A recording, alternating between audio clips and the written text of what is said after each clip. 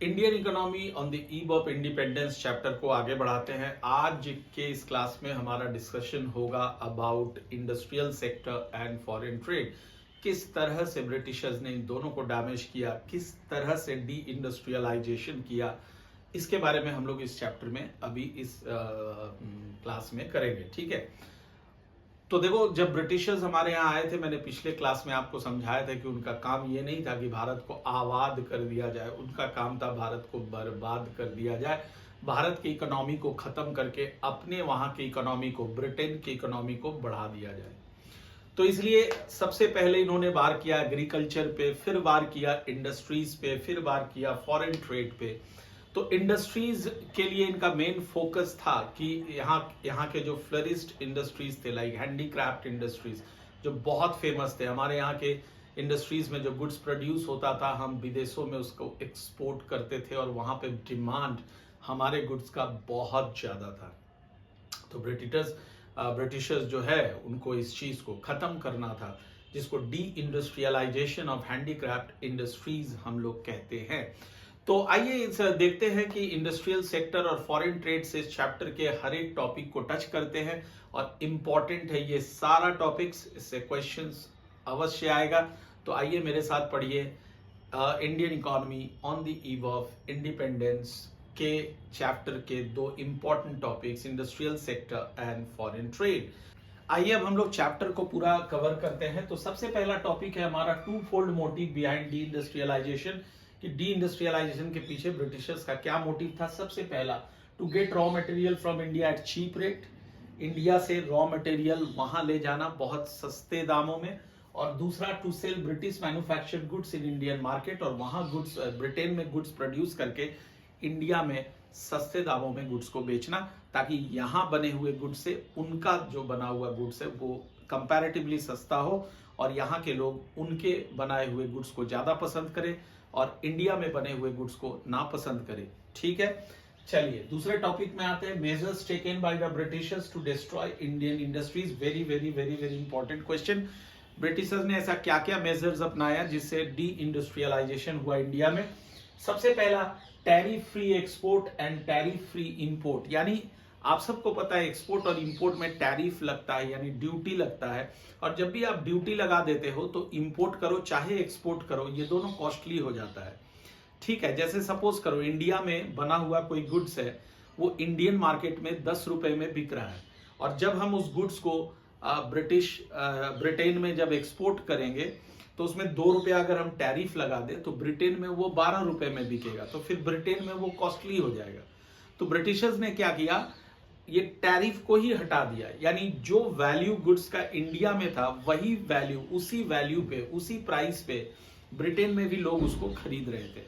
और ब्रिटेन में भी जो गुड्स यहां इंडिया में आ रहा था वहां से भी वो टैरिफ हटा दिया, ताकि इंडिया में वो गुड्स काफी सस्ते में बिक सके। ठीक है, क्लियर है। चलिए तीसरा, as a result of British influence a new class emerged in India which was keen to imitate western lifestyle. Britishers को नकल करने वाले लोग काफी थे इंडिया में, उनकी तरह टोपी पहनना, उनकी तरह सूट बूट पहनना, उनकी तरह सिगार पीना, ठीक है, उनका रहन सहन को नकल करना। इससे ब्रिटिशर्स का गुड्स था, जो यानी जो ब्रिटेन में गुड्स बनता था, उन सारे गुड्स का इंडिया में अचानक से डिमांड बढ़ गया। ठीक है, और ब्रिटिशर्स तो यही चाहता था कि वहां बने हुए गुड्स का डिमांड यहां बढ़ जाए, ताकि यहां के इंडस्ट्रियल गुड्स का डिमांड कम हो जाए। Next, railways were introduced in India which facilitated transportation of British products across different parts of the country. Railway को बनाया ही इस मकसद से गया था ताकि ब्रिटेन से जो गुड्स इंडिया में आ रहा है, फिनिश्ड गुड्स, वो इंडिया के हर एक गांव, हर एक शहर तक पहुंचाया जाए। ठीक है, उनका गुड्स का जो बाजार है, मार्केट है, वो बृहत्तर हो जाए, यानी वो वाइड हो जाए। इसीलिए रेलवे को बनाया गया था, और इसका इस्तेमाल भी ब्रिटिशर्स ने इसीलिए किया। तो उम्मीद करता हूं ये 4 पॉइंट्स आप अच्छे से याद रखेंगे। ये टॉपिक हमने कवर किया, measures taken by the Britishers to destroy Indian industries. अब आता हूं नेक्स्ट टॉपिक में, adverse impacts of the decline of handicraft industries.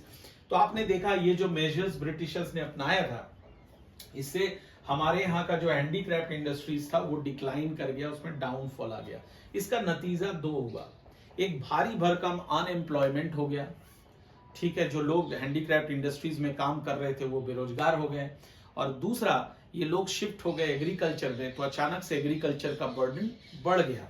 तो आओ देखते हैं, सबसे पहला लार्ज स्केल अनएम्प्लॉयमेंट जो मैंने समझाया, दूसरा बर्डन ऑन एग्रीकल्चर, लोग शिफ्ट हो गए एग्रीकल्चर में, दूसरा कोई ऑक्यूपेशन था नहीं तो एग्रीकल्चर में चले गए, एग्रीकल्चर ऐसे ही डाउनफॉल में था और बर्डन बढ़ जाने से डिसगाइज्ड अनएम्प्लॉयमेंट फैल गया।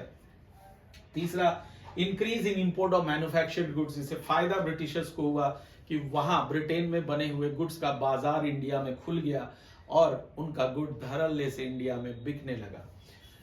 इसके बाद जो टॉपिक आता है slow growth of modern industries. Britishers तो चाहते ही नहीं थे कि हमारे यहाँ मॉडर्न इंडस्ट्रीज का मतलब है capital good industries, heavy goods industries का डेवलपमेंट हुए, तो ब्रिटिशर्स चाहते ही नहीं थे। तो हमारे यहाँ जो हमारे इंडियन थे, रिमार्केबल सिग्निफिकेंट उसमें थे जमशेदजी टाटा, जिन्होंने टिस्को का फॉर्मेशन किया 1907 में। ऐसे कुछ गिने चुने लोग थे जो इंडस्ट्रियलाइजेशन कर तो रहे थे लेकिन उनका ग्रोथ बहुत स्लो था, ठीक है। तो इसके दो कारण है, इसमें दो पॉइंट्स आता है, ये दोनों आपको दिमाग में रखना है। Slow growth of modern industries, lack of capital goods industries, capital good industries की कमी थी, मैंने कहा। इसमें सिग्निफिकेंटली एक नाम लिया जा सकता है, दैट इज जमशेदजी टाटा, जिन्होंने टिस्को का फॉर्मेशन किया था 1907 में। और दूसरा लिमिटेड स्टेट पार्टिसिपेशन, स्टेट का मतलब होता है गवर्नमेंट। तो उस समय हमारे यहाँ ब्रिटिश गवर्नमेंट था और गवर्नमेंट का कोई इंटेंशन नहीं था कैपिटल गुड इंडस्ट्रीज को फॉर्म करना, तो इसलिए लिमिटेड गवर्नमेंट पार्टिसिपेशन। क्लियर है? तो इतना सारा चीज आपको इंडस्ट्रियल सेक्टर के बारे में इस चैप्टर में पढ़ना है, जानना है, पॉइंट्स को दिमाग में रखना है। अब मैं बात करूंगा फॉरेन ट्रेड का, another very important topic, questions always come from this topic. Foreign trade में दो चीज आप लोगों को बच्चों जानना है, एक है कंपोजिशन और दूसरा है डायरेक्शन। कंपोजिशन में हमें यह जानना है कि जब हम फॉरेन ट्रेड कर रहे हैं, फॉरेन ट्रेड का मतलब होता है एक्सपोर्ट और इंपोर्ट करना। जब हम एक्सपोर्ट और इंपोर्ट कर रहे थे उस वक्त, तो कौन कौन सी चीजों का एक्सपोर्ट हो रहा था और किस किस चीजों का इंपोर्ट हो रहा था। तो अगर हम एक्सपोर्ट की बात करें तो हम एक्सपोर्ट क्या कर रहे थे, raw silk, cotton, would, sugar, Indigo etcetera, यानी ये सारी चीजें ऐसी चीज है, अगर आप गौर से देखेंगे तो ये सब रॉ मटेरियल होता है किसी इंडस्ट्री के लिए। तो ब्रिटेन को इंडस्ट्रीज को डेवलप करना था, इसलिए इंडिया से ये रॉ मटेरियल वो ट्रांसफर करवा रहे थे, तो इंडिया के लिए ये एक्सपोर्ट था, ठीक है। तो बेसिकली इन सब में आप देखोगे ये सब रॉ मटेरियल है। अगर हम इंपोर्ट की बात करें तो इंपोर्ट मैक्सिमम वो क्या करवा रहे थे, अपने कंट्री से हमारे कंट्री में क्या मंगवा रहे थे, फिनिश्ड गुड्स, जो उनके यहाँ इंडस्ट्रीज में तैयार हो रहा था। तो उसमें रिमार्केबल क्या क्या है, फिनिश्ड कंज्यूमर गुड्स में cotton, silk and woollen clothes, capital goods like machinery and railway sleepers. Clear है? ये है कंपोजिशन। अब आते हैं डायरेक्शन। तो डायरेक्शन में क्या है, डायरेक्शन मतलब हम एक्सपोर्ट और इंपोर्ट किन कंट्रीज के साथ कर रहे थे, कौन कौन से कंट्रीज के साथ हमारा रिलेशन था।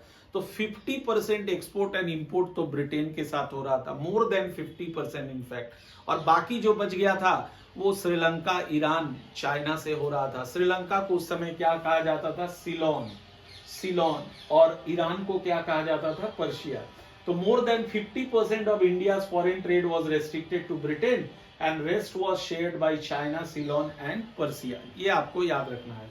और दूसरा इसमें एक सिग्निफिकेंट चीज है, इंट्रोडक्शन ऑफ सुएज कैनल, बहुत इंपॉर्टेंट है। ब्रिटिशर्स ने ये सुएज कैनल समंदर में बनाया था, इसलिए बनाया था ताकि इंडिया से ब्रिटेन तक जो गुड्स आदान प्रदान होता था उसका जो डिस्टेंस है वो कम हो जाए, और इससे जो है समय की बचत हो। और समय की बचत हो, जब समय की बचत होती है तो cost of transportation always come हो जाता है।